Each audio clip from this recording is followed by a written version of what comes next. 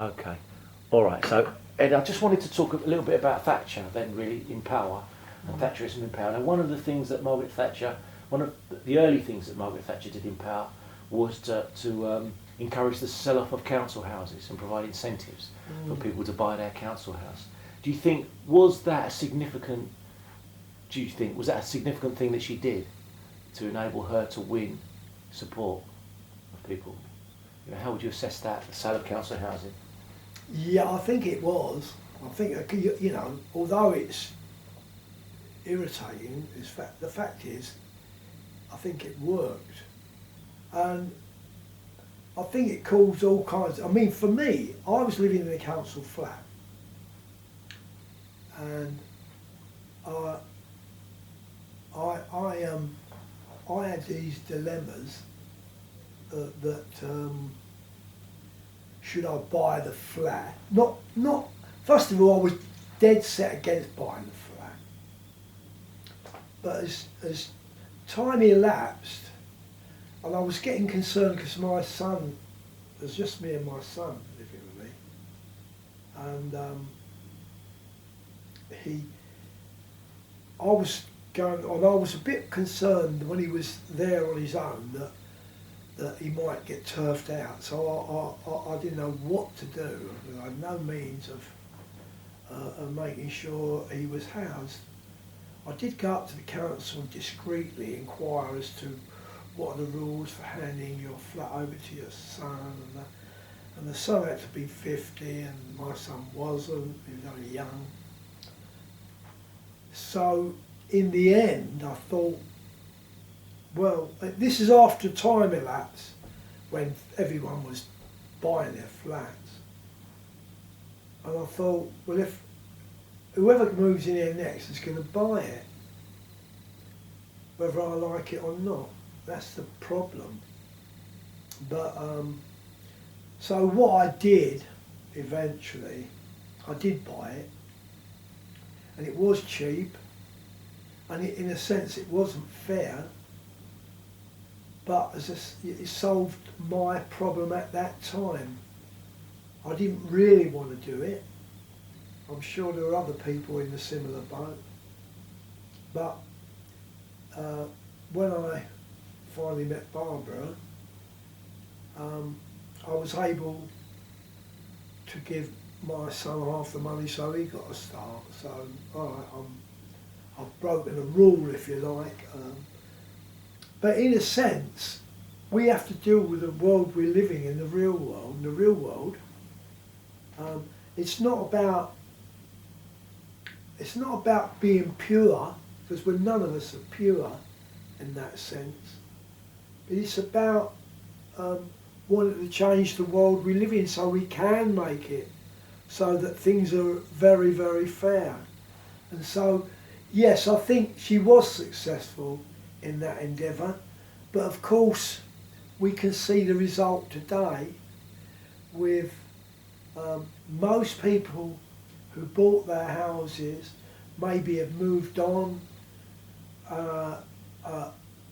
In many cases, landlords have bought for rent, and so they're now in the private sector as rented property and at extortionate prices.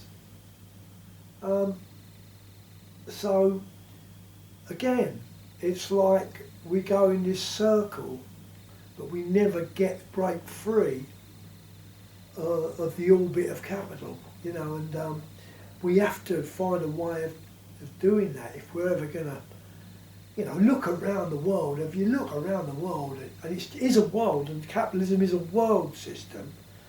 I mean, when we talk about corruption, usually it's British companies corrupting African governments or whatever, or Indian or whatever government, ex-colonial, who they've got an economic footing in, and they determine to keep it and exploit it.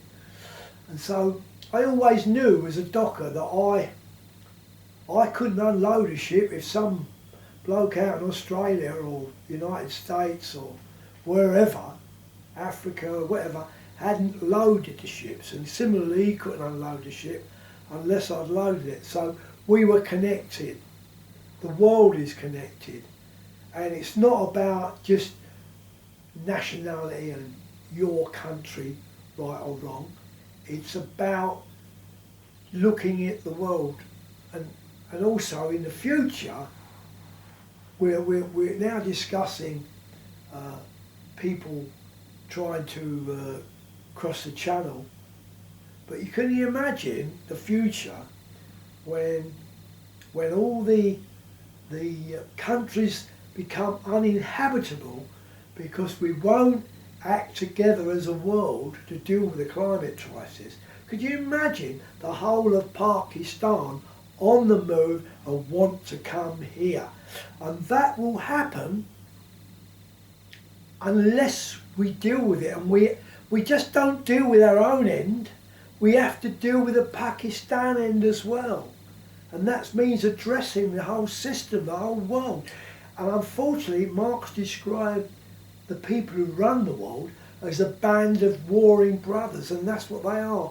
They're brothers to the extent that they exploit the working class, but they're at war in terms of it's a competitive system and it's survival of the fittest. And that no longer is good enough for the world we live in, if it ever was. But it certainly isn't in the future. Okay. Do you think that the sale of council houses won working class people ideologically to Thatcherism? Well, let's put it this way. It might have won some people, the aspirational so-called. It didn't win everybody by a long shot, but enough to save their government for a while. But of course, their business is to kid and con people, to pretend that what they're doing is being beneficial, when in fact it's quite the reverse, and then worry about the future when it comes, and then we'll address the future when it comes. And it's a series of ins and outs between them and Labour. In Britain, obviously there are other countries that have other political patterns, but essentially it's the same old thing. I mean, in India or Pakistan, it's the Bhuttos, or and so it goes on. These are endless bloody reams of bloody regimes that exist, and they're and people kind of come to accept it. And I've read the survey that's suggesting that young people from the age of 12 to 24 believe in the strong leader. Having, obviously they haven't experienced the 30s, but we've seen the results of strong leaders, and is that the direction that we want to go? Hopefully we can change. And it kind of suggests that their parents and their grandparents don't educate their progeny. It seems sad, really, that we have to keep repeating the same thing over and over. Okay. So we talked a little bit about the miners' strike, really, of 84 and 85, and why it went down to defeat. But before this... It went down to defeat because of the failure of the rest of the working class to actually come to its aid in a really meaningful way. Solidarity strikes. If the working class, I'm talking about the leadership within the working class, but more hopefully would be the whole of the working class, could understand what was afoot. That is to say, what's coming to the miners is coming to you quickly afterwards, and you've only got to see that as a docker, it came to us. As print workers, it came to them in a whole series of attacks to really try and undermine. And we're still living. We're still living with the results of those defeats. And it's only just recently there's been the sort of barest of embers beginning to glow again. But they're unfortunately in the hands of the these strikes, these current strikes, they're in the hands of the well, I would call them the bourgeois leadership of trade, you know, that are neither working class themselves, you know. A lot of these people, they can't come into many of them in the current situation are actually going to universities and finding jobs inside trade unions and then progressing on from there. There's no shop floor scenario, and so and that goes for Labour Party. Even in the past, at least Labour had MPs who were perhaps a bus driver but you know, those sort of openings don't exist anymore. It's tightly controlled. There seems to be a huge distinction between what happened in 72 and 74 when the miners were on strike, the solidarity that the miners got then, the active solidarity, and the huge lack of solidarity, active solidarity in 84. Yeah. Why do you think that was such a difference? Well, I suppose in the end, it was the success of Thatcherism, it has to be said. They were successful in beating back and transforming, with the aid of Wilson, all the people that went before. They all you know, pulled a brick out from underneath and began the process, and then Heath carried it on, and then that didn't quite work, and then Thatcher finally got the grasp of it with Ridley, and in a sense the echoes have continued all the way down up until recently. We don't know whether these series of strikes are gonna lead to anything. You know, the tactics of the trade union officials are absolutely disastrous, really. Piecemeal strikes. You know, they have to, you know, to organise a strike, you have to be highly effective. I'll give you an example. Well, in 1977, in our industry, things were, you know, we were still in that period of the downturn, as Cliff described it. The downturn in meaning the response of the trade, of the workers' movement to what was happening to them, and their failure to really respond and fight back. And so suddenly there's a whole series of events that went on in the dock. I won't, you know, bore you with the names of people, but just that in our dock, the Shop Stewards Committee was chaired by one of the Pentonville Five. There was one instance and I would say ineffectively chaired, personally, but that's a personal opinion. You'd have to talk to others about that as well. But in any event, the final straw came when the last ship in the dock from the Blue Star Line was pulling out, and we had a resolution which was carried to occupy the ship, etc., etc. The chair was given the task of organising it. He failed, and therefore we decided that the chair had to go, and that was organised, by the way. It was organised by me. It's not a thing I like doing, but it's a thing that sometimes has to be done. If you've got ineffective leadership, then you need to change it, don't you? And any politician would tell you the same. But in any event, we did change it, and we got a new chair. And not only that, at the same time, or similar time as that was, or a time after that, we had an issue on the National Shop Stewards Committee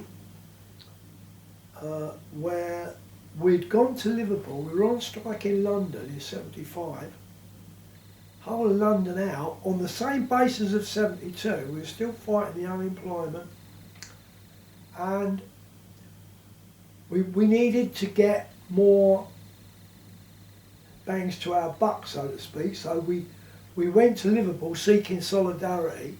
We sold the dock worker, and the chair of the shop stewards there literally told us we shouldn't be there. And he was also the chair of the National Port Shop Stewards Committee. So naturally, at the next National Port Shop Stewards Committee, I moved a resolution of no confidence in the chair for his lack of solidarity with us. That got carried, and we introduced the new chair, which was our chair, who had replaced the old chair. So now we've got a chair in front that we can work with. Then, maybe a year or so later after that, we got a letter from Preston, headed on Transport and General Workers Union paper, written by the local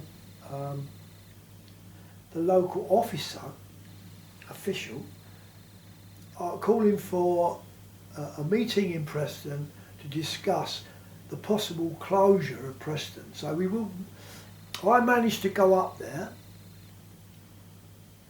just me and another steward, and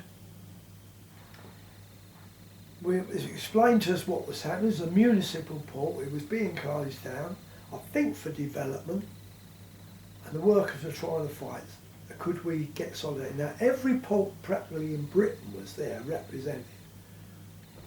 So we, unofficially I might add, so we decided to call a meeting, a series of meetings. I was able to outline what I thought should happen, and for the first time I think that's what happened. Not for the first time, it happened earlier in our dock when I was on the liaison committee, but this time I was able to make this intervention.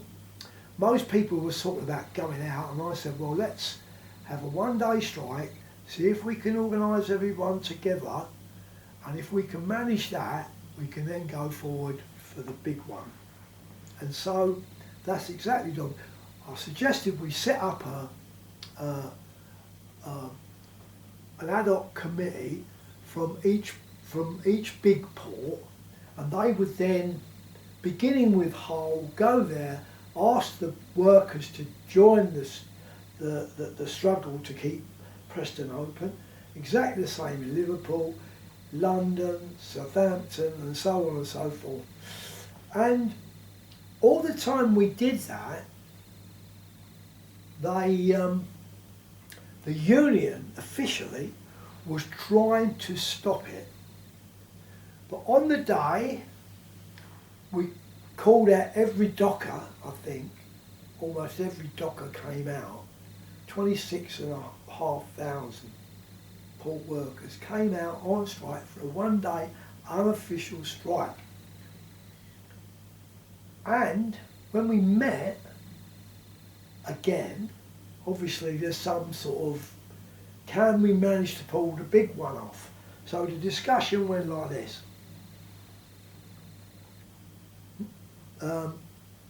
Look, we've pulled the first day off.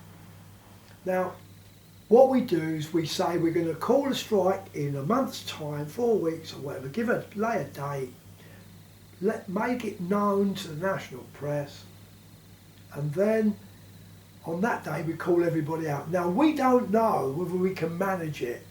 We don't know that, but nor do they either. They don't know, but we've already managed this one. We've already managed that one, therefore we'll give them 4 weeks to decide. And that's what we did, and they decided that the Port of Preston stay open. So for a one-day strike, we kept those workers at work. That for me was a successful strike. Now so it takes a little bit of planning, a little bit of foresight. Why do you think that was the last unofficial strike like that? The last? Why was it the last one? Well, I can only give you the circumstances.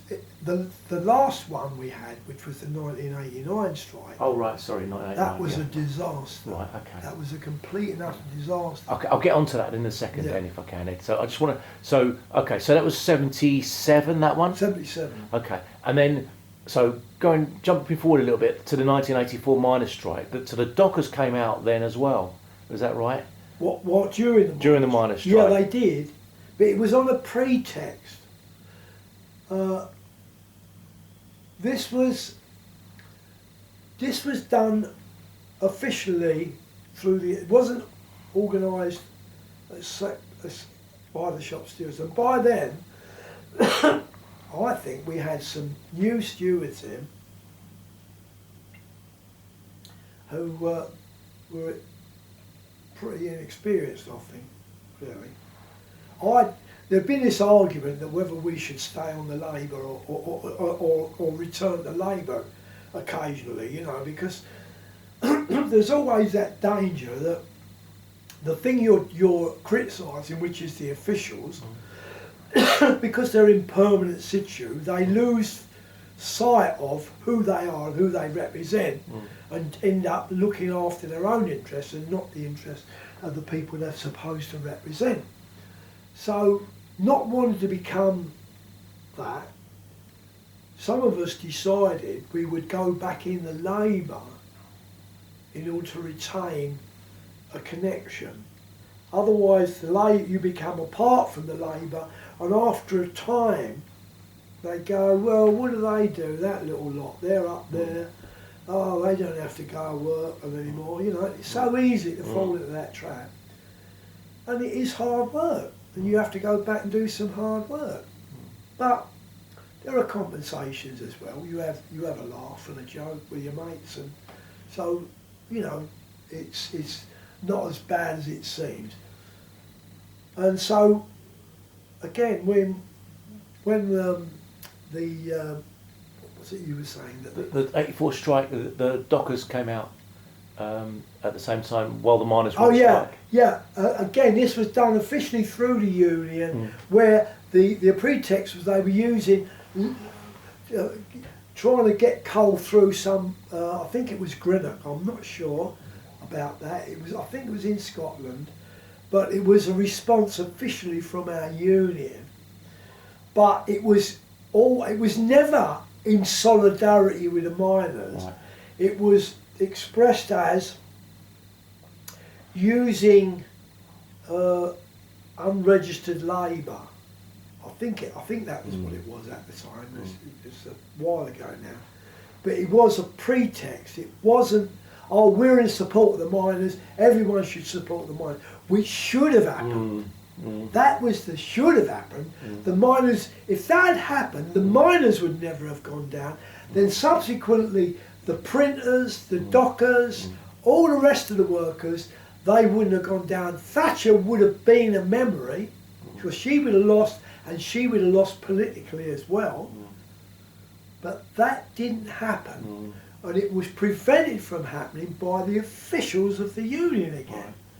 Because the problem with the trade union officials is they see themselves as some professional negotiator, as if that their powers of persuasion can persuade the employers differently. It's bullshit. What persuades the employers is when their profits start falling.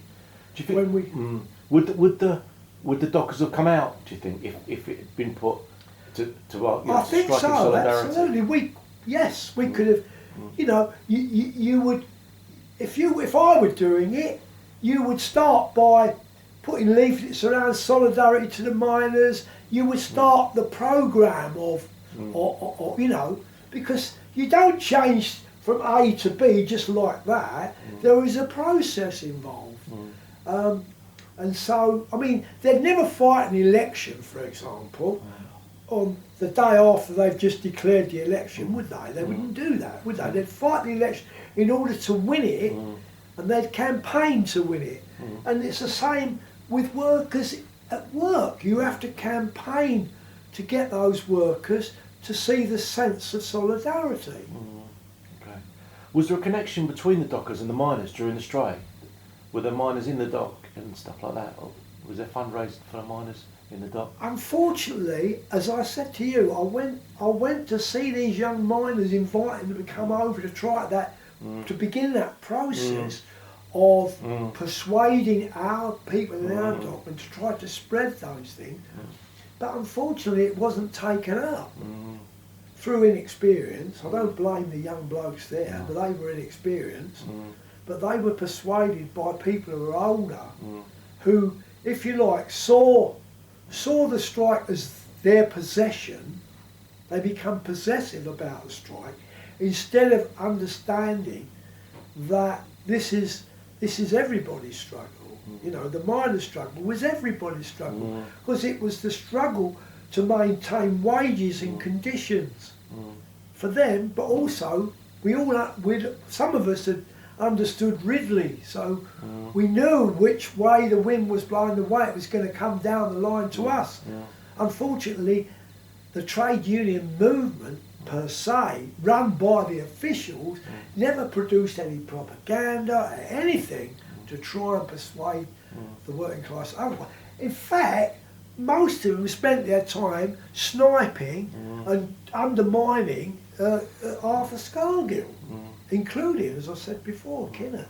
Okay, so the miners went down to defeat then, and then after that, soon after that, the printers went down to defeat as well. The Fleet Street printers. I used to go down to the printers strike every night. Did you? I'd go down there, demonstrating in solidarity with the print workers, and not just me. There was lots and lots of other people. And on one occasion, I overheard a printer, because we were selling the Socialist Worker, as we do. I overheard a printer saying, "Oh, here they are, the usual, socialist workers and all that," derogatory. So I went up to him and I said to him, "I'm not only in the Socialist Workers' Party, I'm also a shop steward in the docks, and we handle newsprint. And pretty soon you'll be coming to us to ask for support. Is that the way to go about it, the way you're going about it, undermining solidarity?" No, it's not the way. You don't win like that. You know, all those little snacks. You're feeding off Fleet Street. That's who you're not thinking as a worker. You're thinking as Fleet Street wants you to think and say. And so we've got to, those are the issues that we have to deal with, but we have to deal with them. You can't run away from them. Were the dockers able to deliver any solidarity to the print workers in their strike?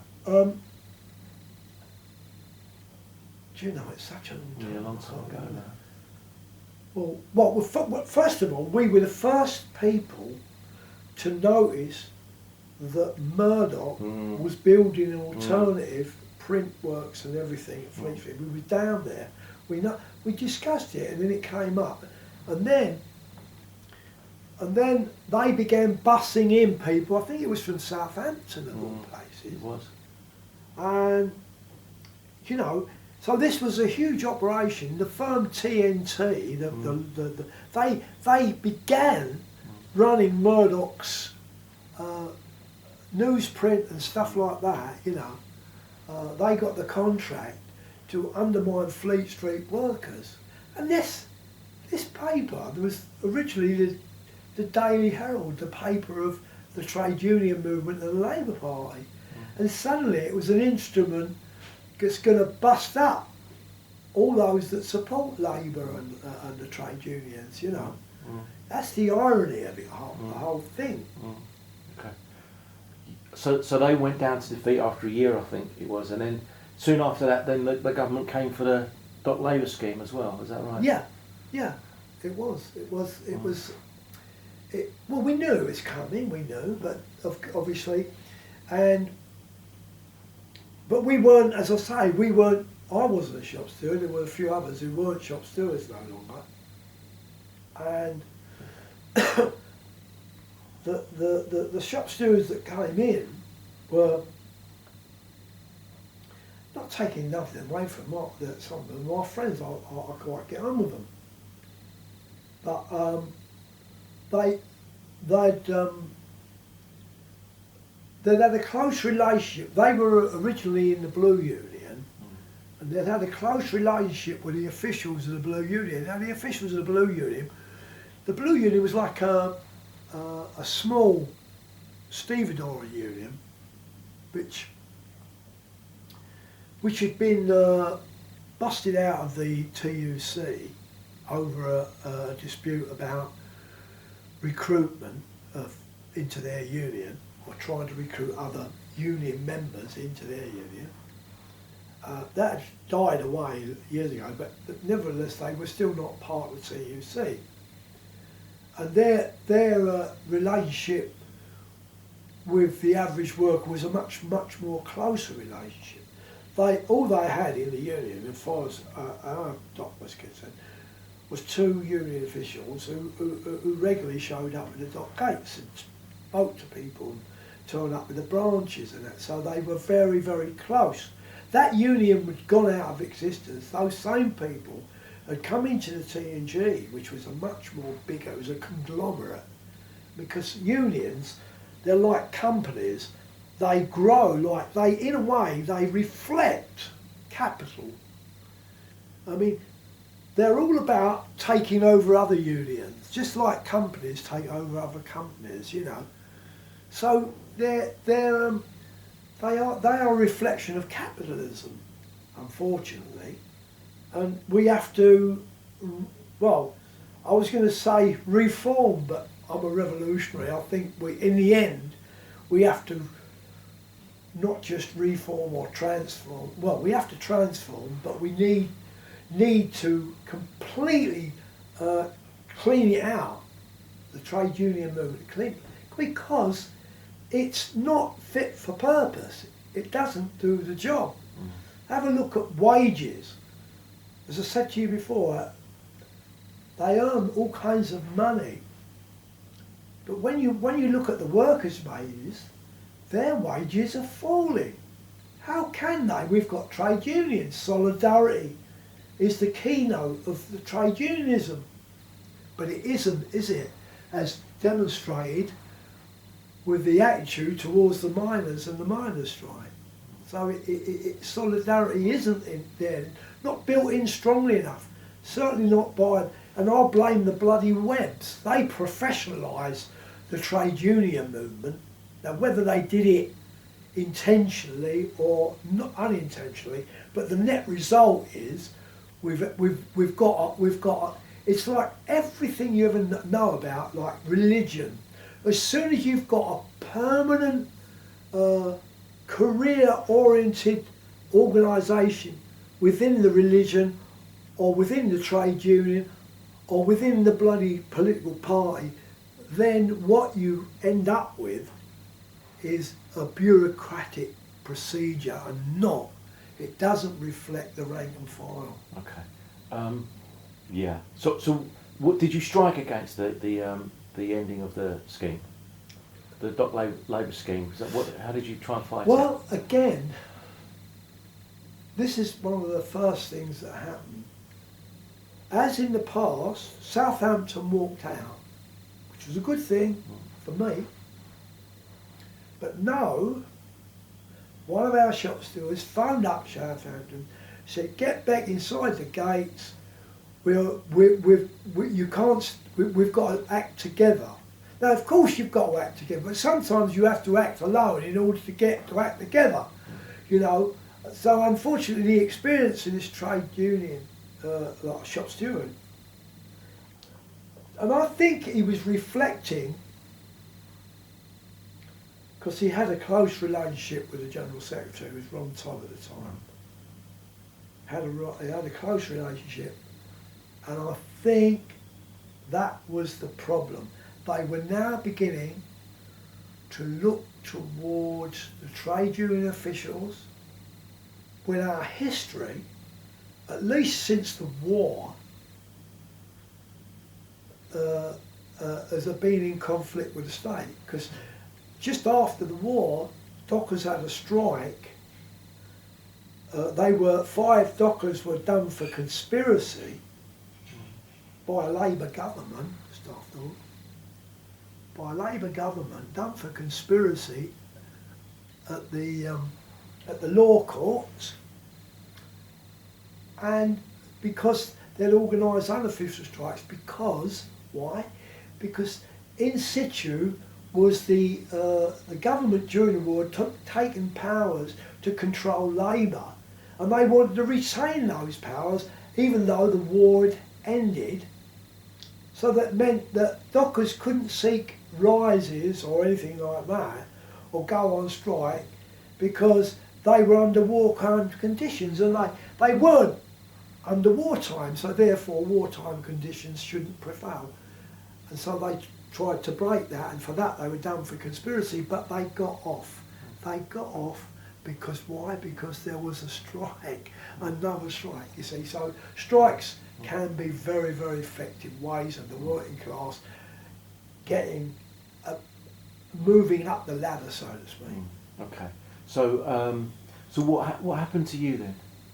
What happened to me? You know, in that, yeah.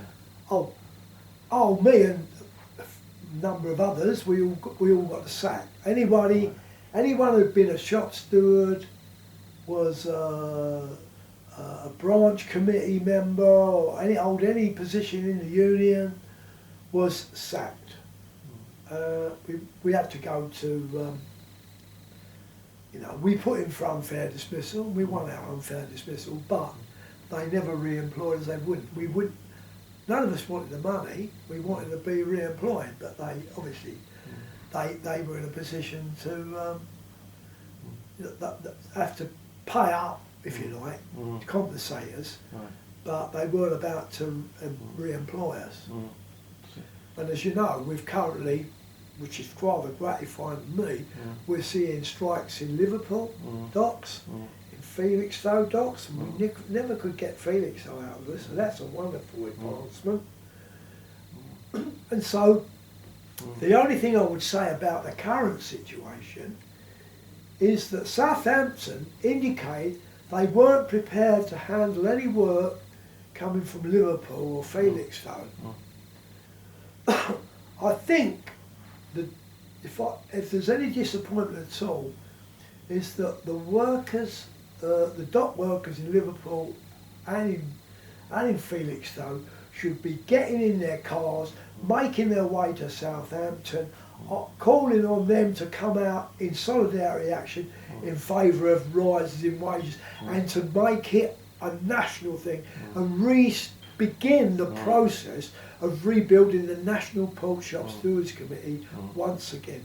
Remember, we not only had national port shop stewards committee, we had an international. We had actions together internationally as well. So, and when you're in that situation, they can't move ships to Rotterdam if they're all part of the setup. We can ask the Rotterdam workers not to do their work. You know, we have to rebuild that kind of international. Because after all, docks, almost any trade these days, any business has got international links. So to gain the power you need to confront these huge conglomerates, it has to be done nationally and internationally. Locally isn't good enough anymore. Did you feel that you were up against forces that were much more powerful than you were, and that it was a battle that you couldn't win? Well, it was a battle we could win with the right leadership. I'm talking about on the ground. We didn't. Clearly, we never had the right leadership. What the employers did, by then, we had to. You had to go through a series of hoops, which the workers still go through, and they've increased it even more. So the level of pickets have now reduced to 6. In other words, they try to make picketing ineffective. And so, if you're going to be successful today, really, you really have to break the laws. Now, those laws haven't been there. there's nothing sacrosanct about laws, right? We've had all sorts of laws in British history, and which have been against ordinary people, and they've had to break. I mean, after all, there was a law that said there was no trade unionism in Britain, and workers broke that law in order to establish trade unions. So we have to do exactly that. We have to make trade unions effective, and we have to break the bloody law. It's their law, it's not our law. Every time we get something instituted that's good for us, in 6 months' time or a year's time or 10 years' time, they'll undermine it and change it back again. So we have to, and that's why really, ultimately, you need to change the whole bloody system. You have to have a clean out. Okay. Were you bitter about what happened to you? No. I mean, I expect the ruling class to try and protect their interests. Of course they will. If they're rich, they ain't going to want to be poor, are they? No. They'll do everything in their power to maintain their privileged and rich position that they currently hold, and their power politically and militarily and so on and so forth. But it's our job to undermine their power and to establish our power, and for us to be a lot fairer than they are when we establish that power. So what happened to you after you left the dock then? Well, I had no idea what I was going to do. Fortunately, my wife had a decent job, so we weren't penniless. But eventually I decided I'd try and, I had no intention first of all, but someone pointed out you could, two people basically. Tony Sullivan, he'd just done a course, said, why don't you do the course I went on? You could do a course. So I did cultural studies for 2 years, and then because of my accent I had in the dock, I found that my back was killing me. I couldn't stay in the chair very long. But I really enjoyed that course, which was basically history, but it was like economic history, the history of painting, touches of philosophy, studying Marx, the French Revolution, the Russian Revolution. So these are all things that I thoroughly enjoyed. Pity I had to leave too early, but but I was more familiar with the 20th, because it kind of went from the English Revolution, I think it was, up until the current period. And well, obviously I was more familiar with the 20th century, the 21st, well, 20th century then. And so I wasn't too bothered. I wasn't doing it to get a job or anything. I just did it out of interest. And I became what you might call a house husband. Okay. I'm quite happy to do it as well. So around that time then, Thatcher introduced the poll tax as well. Yeah. Do you remember that? I do. Yeah. I remember it, and it was a very peaceful demonstration, as I recall. And of course it ended up in absolute, but it did what it said on the tin, didn't it? It got rid of the bloody poll tax. Again, actions speak louder than words. And what really disgusted me is when I got home, I switched on the telly, and who do I see being interviewed, and who was almost apoplectic in rage, red in demeanour, was Roy Hattersley, absolutely tearing in to the people on the poll tax, how wrong they were and how they should all be jailed and all the rest of it. This is a Labour, supposed to be a moderate. He never was and he never will be. Just an illustration of the political dilemma facing the working class. Can you carry on trusting bloody Labour? my dad said to me very early on, never trust the Labour Party. He said the only person he ever knew who did anything in the Labour Party was George Lansbury, whose daughter's just died, by the way. And because he went to jail, you know, as a councillor, as I think as the mayor in Bow, you know, but he was the only one who would never find. The only time Johnny Blair's going to jail is when we get a bloody revolutionary government. So why do you think that the poll tax campaign succeeded in defeating the poll tax, whereas the miners' strike failed? Now that's interesting. You're asking me questions I've reflected on, really.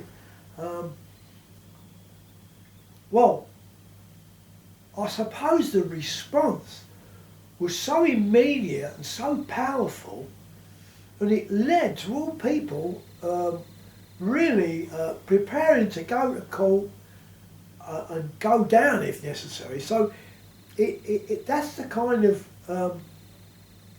belief system you've got. You can't change, you know, like if you're going to build a new society, it's like the birth.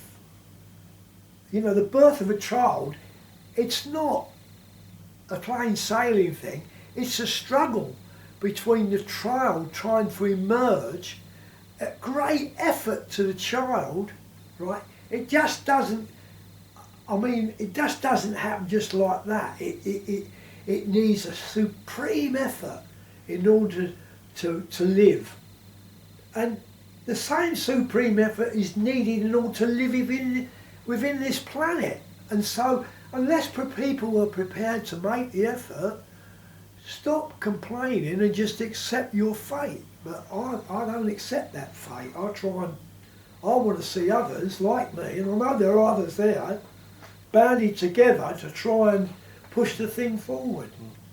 And so soon after that then, Thatcher was removed by the Tory party. Why do you think Thatcher was removed like that? Can you remember? Well, obviously there was a conflict within the Tory party between her, what you might call the moderates, but Michael Heselton was never a moderate. No. He was never a moderate capitalist. He's a bleeding capitalist, the same as all of them. But he was one of these people with all these ideas of, you know, of docklands and extending docklands and extending London literally a lot through the river all the way down the bloody Thames estuary. Today we look at that and we think, is that where we want to go? Because, you know, I know there's a lot of land there that was available with the closing of docks and stuff. But in a way, we've taken a step in the wrong direction, because in order to reduce the level of global warming, you need a much more a system of transport that actually reaches right inside the metropolis, not on the peripheries, and then everything has got to be transported by lorries and all of it. Imagine a lorry comes down the road. Under that road is all sorts of systems, electrical cable, there's sewerage systems, there's housing, and all the vibration from the road is undermining the foundations of those houses, undermining the sewage system, and so on. And so you're going to have to replace all that at great cost, digging up the roads at great cost. No planning is ever. See, this is the problem with capitalism. It's got no plan. Its plan is just to make profit. That's the only plan it's got. But profit isn't the be-all and end-all of everything. It's what is profit for, and how do we make profit without damaging the planet? You know, those are the questions we have to ask ourselves. And if we don't ask them, what we're saying is we're quite willing to see the end of the planet as a place for human beings or for any kind of life form. You know, because what kind of life can live? Can that tree? Can that bush? Can it live? Can a fish? Can it, you know, in a boiling sea? Can it? No, it can't. It's, you know. So do we want to retain all that? Do we want to retain? We have to act now to do something about it. We can only act in a few years' time. It'll be far. In fact, people are speculating whether it's too late already. Okay, so then in 1997,